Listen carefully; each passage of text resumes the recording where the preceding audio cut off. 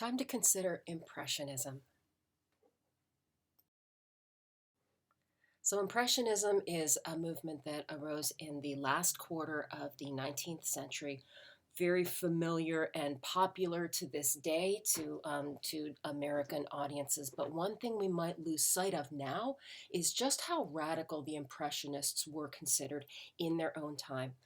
It's been 100 years plus since this movement came to prominence in France, but when it did, it was very, very different from the dominant ways of thinking about painting in their time. And as a result, the Impressionists, with their very clearly defined new style, they were rejected from the French Salon, the annual official exhibition of all the great new painting every year. They were rejected by the Salon. So in 1874, the Impressionists created their own exhibition, the Salon de Refusés, the Salon of the Refused. And so and they proceeded from that time on to mount their own exhibitions until they became the dominant style. It's called Impressionism largely as a result of one specific painting that was popular that was seen in 1874. But this word impression was circulated around that painting, and they embraced it. The Impressionists were a closely identified group. They knew each other. They painted together. They shared ideas, and they believed that it was a good thing to capture impressions of light. So when you hear that name, Impressionism, think of impressions of light going into the eyes and being captured in the eyes. Impressions. During the Romantic movement, Romanticism in the early part of the 19th century, there was one artist, J.M.W. Turner, who painted with this dramatically brushy style that didn't have the kind of precision and concreteness that all other painters were using in his time, all other painters that anybody paid attention to. His work was controversial in his time, and this style kind of fell off of the radar and was forgotten for decades. But when the Impressionists came around in the early 1870s, they were looking back at Turner's paintings and saying he was really onto something, and we should do more of that. Here's the painting that gave Impressionism its name. When Monet's Impression Sunrise was exhibited in 1872, there were articles published about it that sort of made jokes about its title and sort of made plays on the idea of the painting being a mere impression, suggesting that it really should have been more fully thought through. But the Impressionist painters embraced that title and said that the impression is what truly matters in the painting. And so they liked being called Impressionists, and they ran with that. When we looked at this painting earlier, we focused on how the bright colors of the sun and the way that its color contrasts from everything else really made it a focal point. Look at how the brushy treatment of color that's so low contrast and kind of surprising in the rest of the atmosphere, in the sky and on the water, how that creates a mood and an atmosphere and an environment. And it's very clear where the brushstrokes are. The brushstrokes are not blended in. They look like brushstrokes. That's what people in the art audiences of the early Impressionist time had trouble with, that it wasn't blended and it looked unfinished to them. But the Impressionist painters believed that this is what painting should do, that this is painting responding to the world in an exciting and refreshing kind of a way. When you see those unblended brushstrokes, one thing to keep in mind is that they were responding to the new science of optics.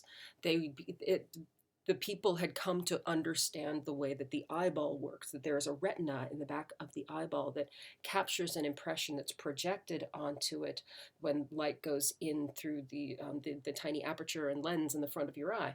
And that changed the way they thought about what a picture was. Instead of a picture being composed of things in space, they thought of a picture as being composed of a rendition of the impressions of light. So the way that we perceive light, it comes from impressions of light coming into our eyes. And they thought the way that a painting should work is by capturing those impressions of light and putting them onto the canvas instead of thinking in terms of concrete objects. So they're looking at atmosphere, and they're looking at the sort of mood and feeling that's created by it. When you think about optical experience, we look at things through when we read or focus tightly on one thing that we need to see very clearly. That's one part of our retina. That's the fovea that's capturing that. Think about all the rest of your retina, though. All of your peripheral vision is capturing something that's much more like what the Impressionists are putting into the painting. So they're in terms of subject matter, they are interested in modern life and what makes their world in Paris. This is a French movement, and it's very, very focused in what's happening in Paris and the surrounding areas. They're looking at trains and the urban environment and how the world around them looked different than the world had looked a generation before. Here's a detailed view of the Garcelles-Lazare painting.